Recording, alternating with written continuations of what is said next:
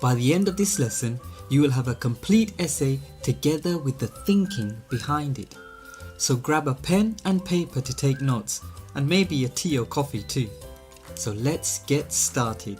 So today we're going to be focusing on the IELTS Writing Task 2. And this is for the general IELTS test. However, you can apply these same methods and strategies for IELTS Academic as well. But I have a separate lesson on that coming soon, so don't forget to hit that subscribe button if you want to see that lesson. But like I said, even if you're doing IELTS Academic, this exercise will definitely help you, trust me. So firstly, let's start with a quick overview of the writing task and what it requires of you. You will be required to write an essay in response to a question. And we're going to go through the various types of questions you might receive. Secondly, this lasts 40 minutes. Writing task 2 is only 40 minutes. And this includes writing the essay and also checking the essay afterwards. And we're going to go through that as well. And finally, the essay should be a minimum of 250 words. So this is a minimum of 250 words. Often my students think that this is the maximum, but you are required to write a minimum of 250 words. So let's quickly go through the examiner's expectations. They want a complete response that is relevant. They want an essay that is organized with relevant examples, which can be from your own experience if relevant, or evidence. They want to see your ability to discuss and engage with more abstract and complex ideas. And they want to see a variety of vocabulary and grammatical structures being used. In terms of time, just to reiterate, you must spend no more than 40 minutes on this task. You must write at least 250 words. You will be penalized if your answer is too short, while you will not be penalized for writing more than 250 words. So remember that 250 words is the minimum amount of words you can write you want. And then you have to leave time for checking and correcting at the end. Now this is very, very important because a lot of my students, after they've taken their IELTS exam, they come to me and they say, "Oh teacher, I just didn't have time to check my answers at the end and go through my essay again." And that really comes down to a lack of planning at the start. If you plan your essay at the start thoroughly, then you should have time to check it against the plan you initially did at the start of the test. So it's really, really vital that you leave time for checking and correcting at the end. And of course, you need to produce handwriting which will be clear for the examiner to read. And another thing that the British Council website emphasizes is not being irrelevant. What you write should be very, very relevant to the question you are answering. And I think they've emphasized this because they often do get essays that might have been written quite well, but are just irrelevant, or they go off and do not really engage with the ideas that are part of the question. So you will be penalized if what you write is not related to the topic. So you could write something amazing, but if it's not related to the topic, you will be penalized.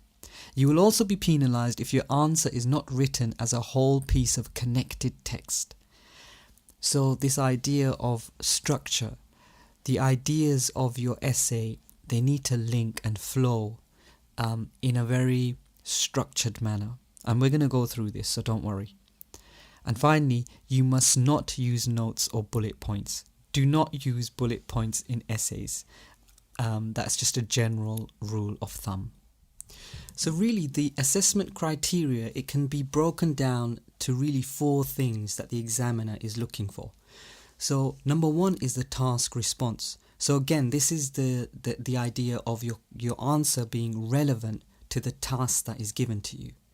Number 2, coherence and cohesion.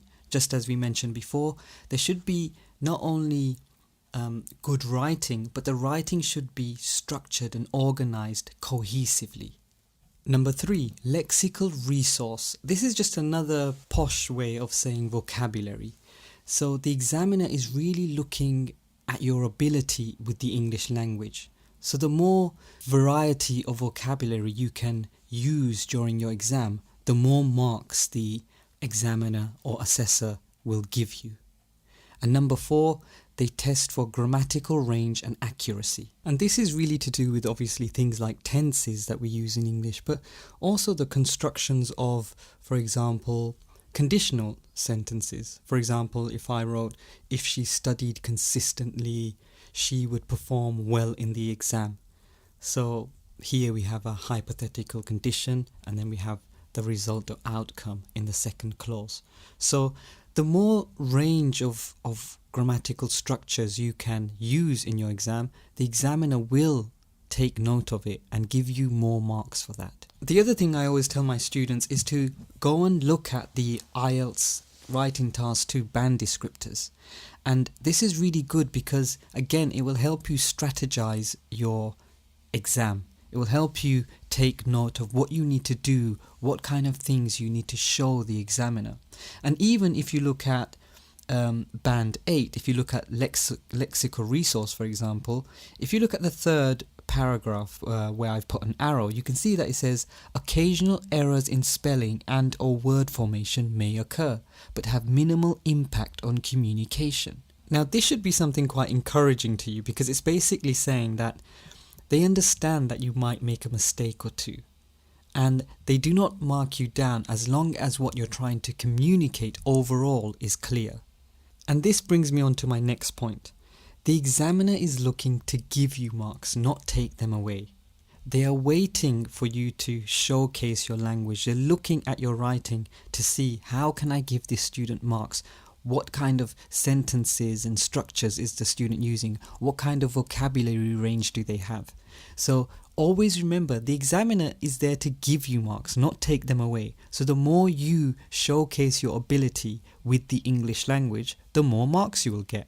And you should really, really be encouraged by this. So take time to study the IELTS band descriptors. Now let's move on to looking at the writing task types.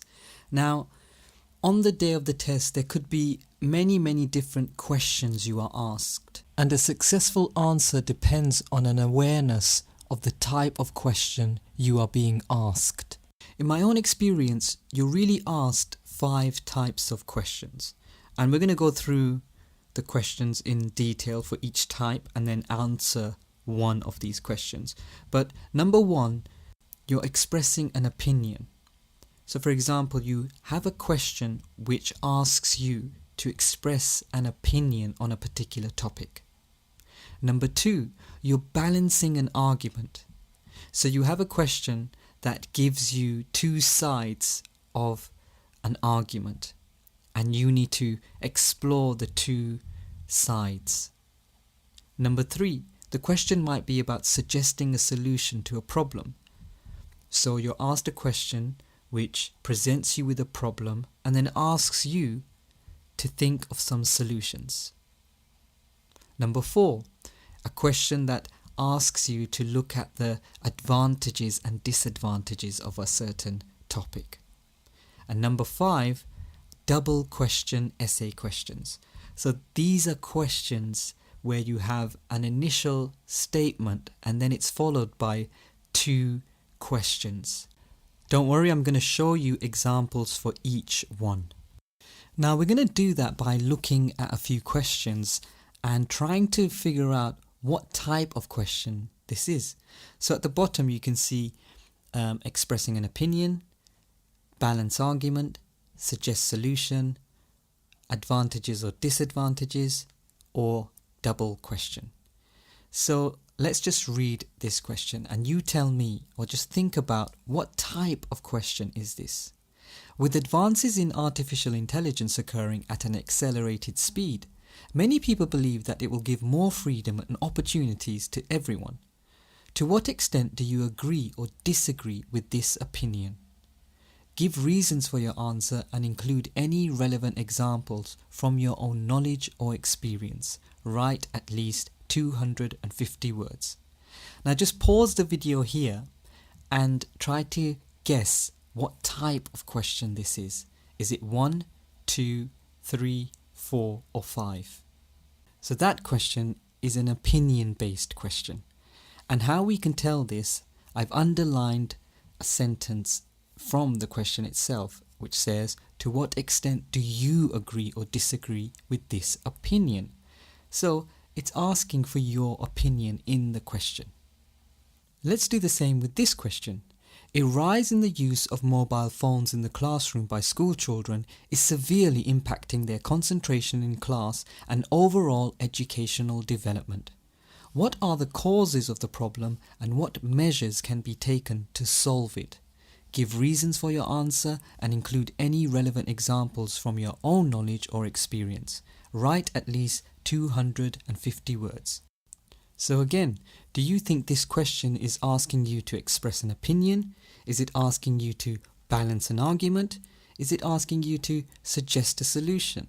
Is it asking you to outline the advantages and disadvantages? Or is it a double question essay? Pause the video here and the answer's coming up. So the answer is problem and solution. This question is asking you to look at the causes of the problem and what measures can be taken to solve it. So it's clearly asking you to identify the causes of a problem and then try to come up with solutions to fix the problem. You can see that this is clearly asked by the question. So this is why it is very important to really study the question before you start answering, because understanding the type of question it is will help you to plan the essay later on. Let's look at another example. It is generally believed that some people are born with certain talents, for instance for sport or music, while others are simply not. However, some believe through dedicated practice and discipline, anyone can become good at music or sport over time. Discuss both these views and give your own opinion. Give reasons for your answer and include any relevant examples from your own knowledge or experience. Write at least 250 words. So what type of question is this? Pause the video and the answer is coming up next. And the answer is, this is a two-sided argument. As you can see, I've underlined, the question asks you to discuss both these views and then give your own opinion. And really, in questions like this where it's a kind of balanced argument question, it's to do with topics where generally people are undecided about. For example, at the moment we are talking a lot about AI technology and whether it is good or bad for society. Now many people believe that it is bad, many people believe it is good for society. And then people have their own opinions about it. But the arguments on both sides are very strong. And then you need to make your own mind up based on the two arguments that you are being exposed to. Now what type of question is this? Some language learning experts say that learning a foreign language at primary school will be far beneficial for children later on in life. What are the advantages and disadvantages of starting to learn a foreign language in primary school rather than later on in life? Give reasons for your answer and include any relevant examples from your own knowledge or experience. Write at least 250 words. Pause the video, have a little think, and the answer is coming up next. So the answer is advantages and disadvantages. And normally in questions that ask you to weigh the advantages and disadvantages, it's normally very clear that they want you to do this. Now here's the final question before we actually begin to write our essay. What type of question is this? When it comes to work and education, some people work harder than others in order to become successful. Why do some people work harder than others? Is it always a good thing to work hard? Give reasons for your answer and include any relevant examples from your own knowledge or experience. Write at least 250 words. Pause the video and let me know what you think. So this is an example of a double essay question. Again, it will be very clearly outlined. You will have a statement followed by two questions. So I hope you can see why it is very important to understand the type of question you're being asked. So let's go on to the question we're going to be answering today. So I chose this question: a rise in the use of mobile phones in the classroom by school children is severely impacting their concentration in class and overall educational development. What are the causes of the problem and what can be done to solve it? Give reasons for your answer and include any relevant examples from your own knowledge or experience. Write at least 250 words. So now, we need to understand this question first. So the first thing I would do if I was in your position and taking an exam, I would really analyze the question. And the way I would do this is by identifying the key words and ideas in the question itself. So here you can see that I have circled a rise in, so it's talking about an increase in something. An increase in what?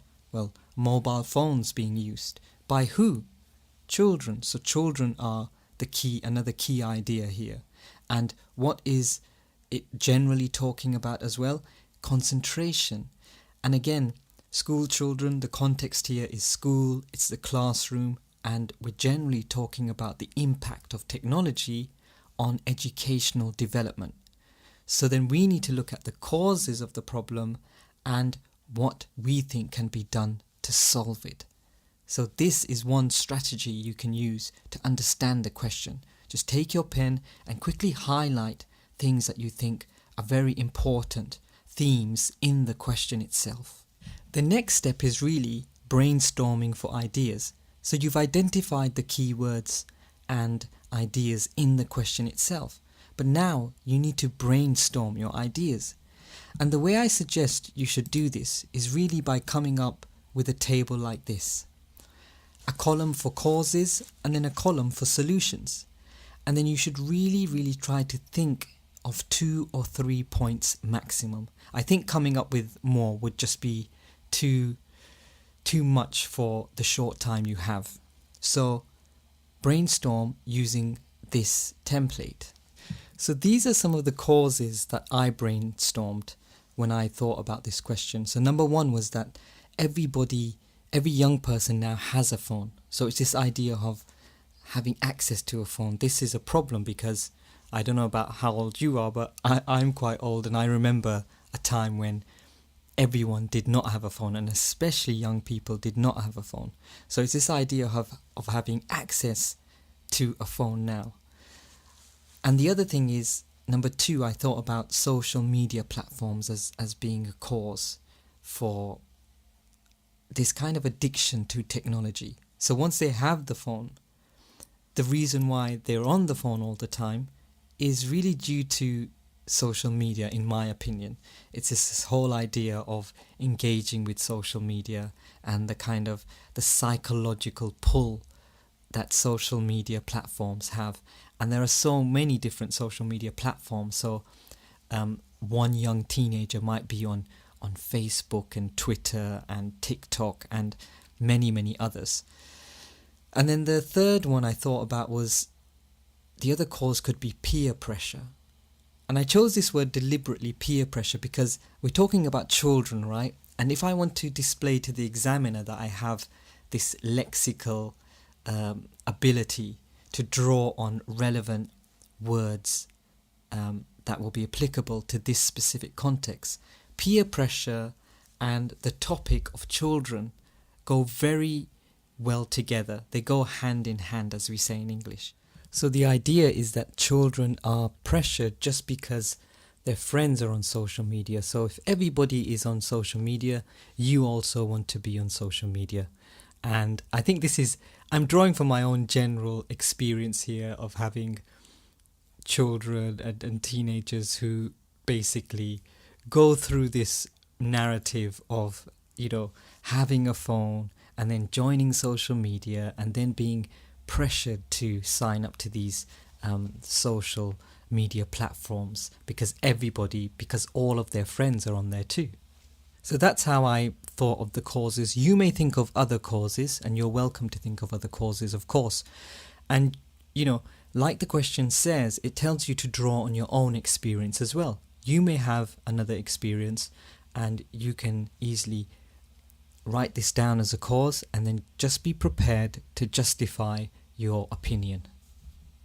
So now in my brainstorming table, I have the causes clearly outlined. I have easy access to mobile phones, addiction to social media, and peer pressure. So I have 3 causes now, and these 3 causes will form the main body of my essay. So next, we need to find the solutions.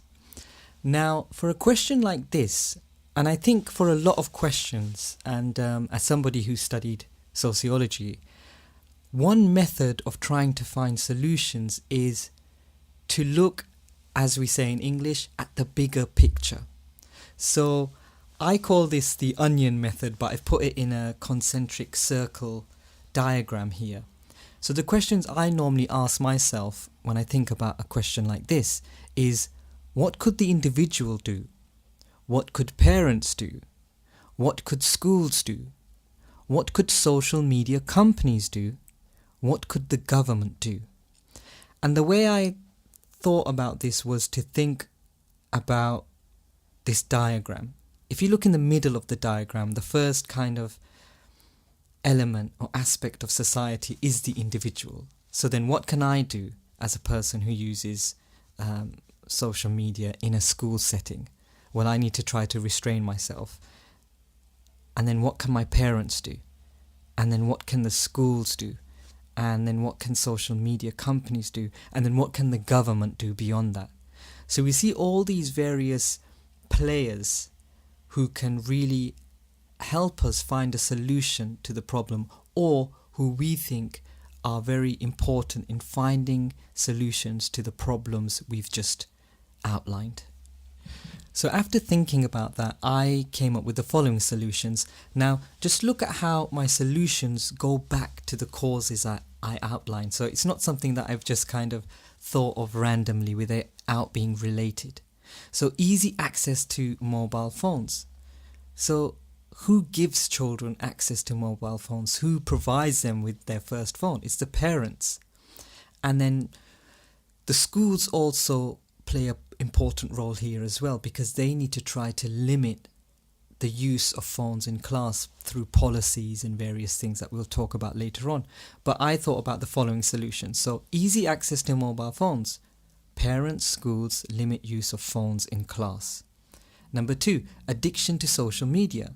So this is a bit of a tricky one, because there's an addiction to social media that is caused by social media platforms, and which is making children use their phones a lot in the classroom.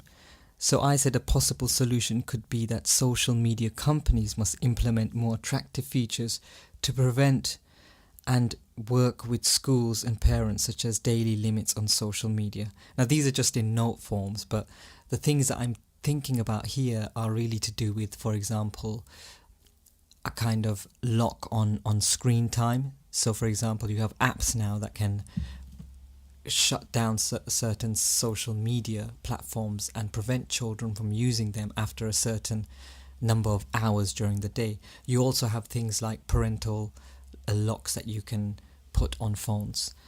And I think that all of these things combined will prevent or reduce the amount of time children spend on social media in class. So for example, think about if you knew that you had only 3 hours to go on social media a day, then maybe you would not waste your time trying to check your social media during school hours, and instead use those hours later on after school. So these are just some random thoughts I'm having. You may have totally different ones, and that's fine. There's no really one way to answer these questions. You may think of many different kind of causes and solutions, but I'm just taking you through my thinking. And then thirdly, peer pressure. And I've said the solution to this could be education on digital literacy and negative causes, parents, schools and social media companies.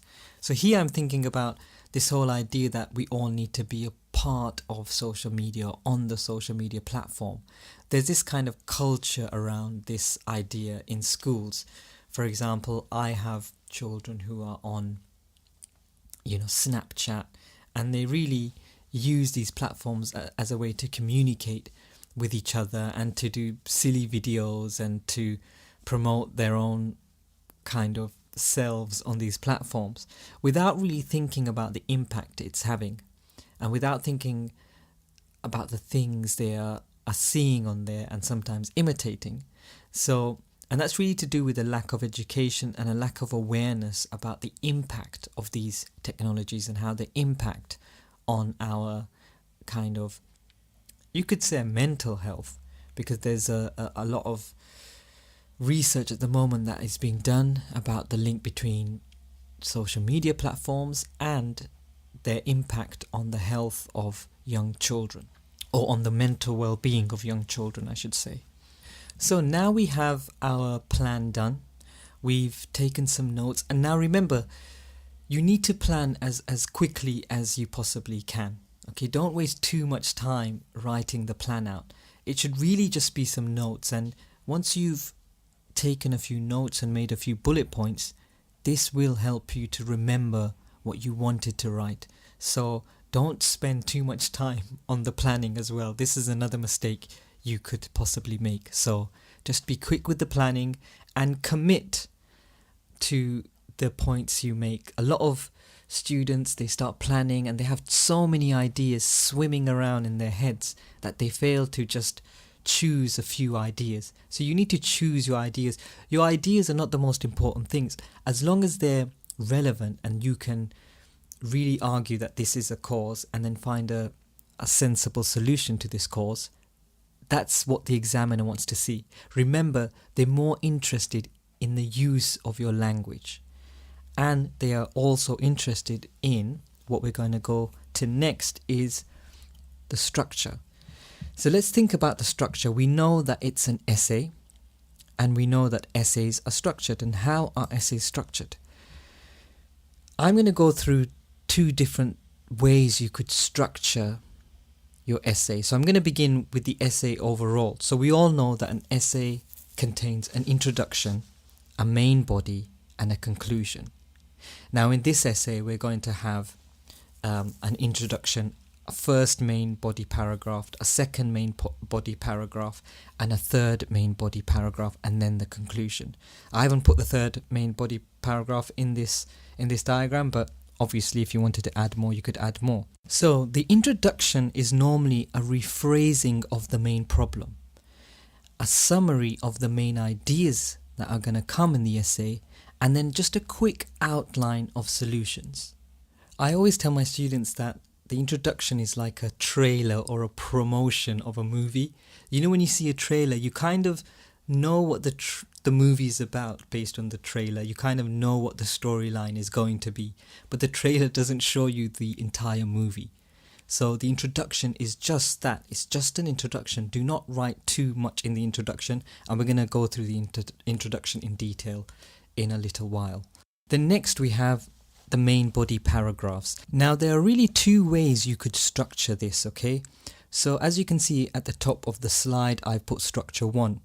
So you could do it in this way. You could have one paragraph which details the causes and their effects, and then your second main body paragraph could just detail the solutions and their effects.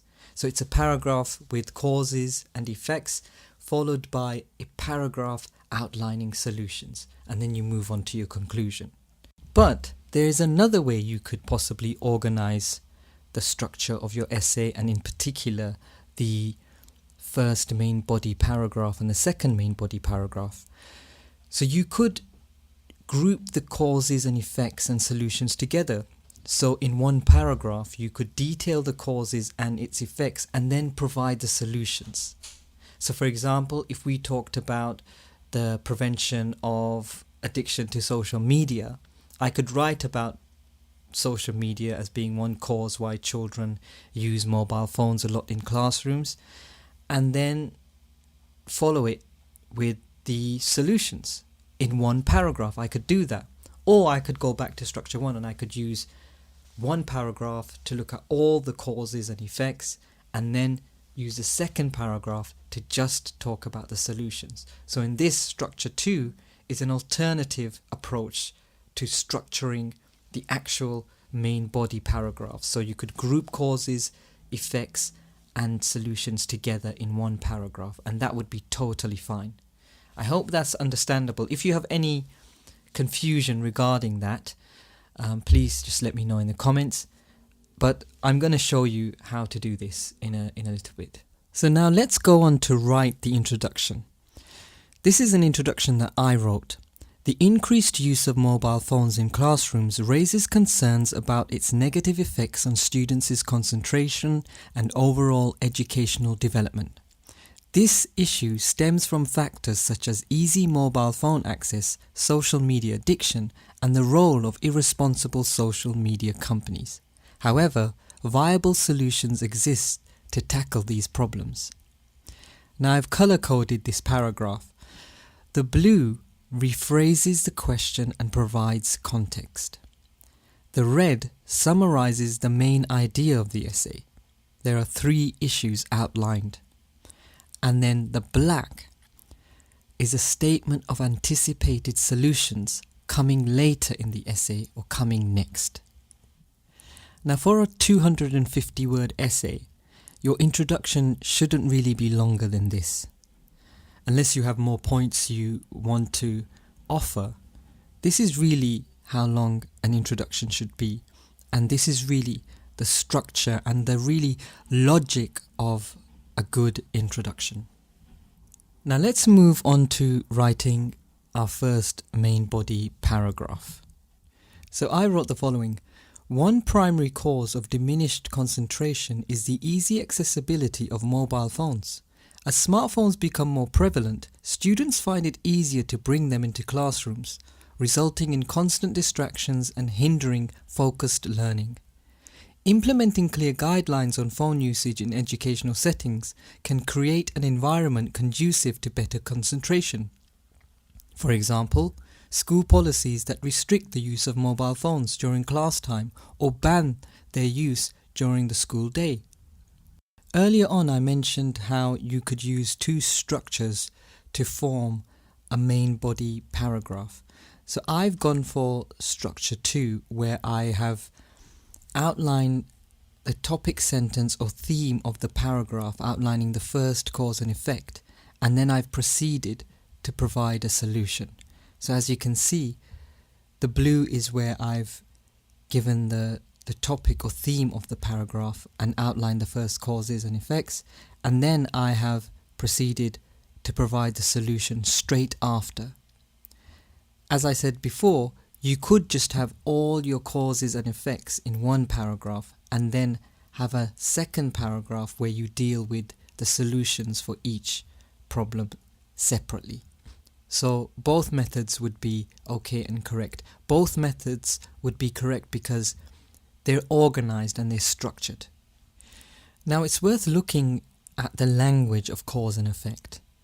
So for example, there are many set phrases you find in essays that describe the cause and effect of something. So for example, I have here, one of my points is easy access to phones. What does that result in? Distractions in classroom. It causes distractions in classrooms. It produces distractions in classroom. It gives rise to distractions in classrooms. It leads to distractions in classrooms, or it brings about distractions in classrooms. So again, remember when we were talking about lexical and grammatical range? This is one of the things the examiner is looking for. You need to be able to say something in different ways. If the examiner sees that you have the ability to make your argument or to put your argument forward using a different range of vocabulary and phrases, then they will definitely give you more marks for it. But you could also switch the cause and effect, and this will also help you to broaden your use of vocabulary. So for example, I could say the distractions in the classroom, the effect is due to easy access to phones. The distractions in classroom are because of easy access to phones, or brought about by easy access to phones, or on account of easy access to phones, or can be the result of or as a result of easy access to phones. So here I've switched the cause and effect, and this is a real good technique if you want to basically show the examiner that you're able to do such things, and it will also force you to use a different set of phrases as a result. So really think about doing this. It's a very simple and really effective technique. So let's move on to another paragraph. This time I've written the paragraph out, and what I want you to do now is I have 3 phrases that I need you to put into the blank spaces. So I want you to read through the paragraph and put these phrases into the blank spaces. So just pause the video and do that. So here is the answer. I'll just read through the paragraph. Another major cause of distractions in classrooms is a result of the wide availability of social media platforms. Young people today have social media accounts with 2 or 3 social media platforms at once. This leads to multiple levels of distraction and online time when all of these are combined together. However, action can be taken by social media companies through the integration of features that reduce time spent on these platforms. For example, screen time tracking features, third-party apps like parental admin controls, and well-being tools that encourage breaks from social media platforms. Again, I hope you can see from this paragraph that the causes and effects are outlined and then some solutions are given in one paragraph. I'm not going to bore you by giving you every single main body paragraph. The full essay is available at the end of the lesson. What I'm really trying to teach you here is looking at the structure of an essay in general, but also the structure of the introduction, the main body, and now we're going to move on to the structure of the conclusion. So here's the conclusion that I wrote. In conclusion, the increased use of mobile phones in classrooms brings about challenges to concentration and educational development, but pragmatic solutions exist. Implementing clear guidelines, enhancing digital literacy, and encouraging responsible practices among social media companies are essential steps toward creating a harmonious learning environment for students. So the text in red is a restatement of the main topic and refers back to the question. A conclusion is just really a reiteration saying to the examiner that, look, I understood what you've asked me, and I understand that there are challenges to these questions, but I have also provided some answers. So again, what you do is summarize the solutions. You don't unpack the solutions, you don't add any more additional solutions. You basically restate the question or the main topic of the question, and then you summarize the solutions that you've already given. And here is the finished product. This is the final essay, the finished essay. And I've highlighted the text as I have been doing throughout this video. So the red are the causes and effects, and then the blue are the solutions. So let's finish with a checklist. Number 1, analyze the question. Number 2, brainstorm 2 to 3 causes and solutions. Number 3, write the introduction. Number 4, write fully supported cohesive paragraphs using appropriate language. Number 5, refer back to the main problem in the question and summarize your solution. And number 6, don't forget to check your work. Don't forget to leave time to check your work. The last thing I will end with is that you should try to expose yourself to a wide variety of English and a wide variety of topics and current affairs. One thing I suggest to my students is to listen to the radio. I often recommend listening to BBC Radio 4, and really you have discussions about so many things that are topical, that are contemporary, that really are things that might occur in your writing exam, or even you might be asked to speak about in your speaking exam. So for example, things like artificial intelligence, the environment, and other such popular topics are things that the IELTS test might test you on.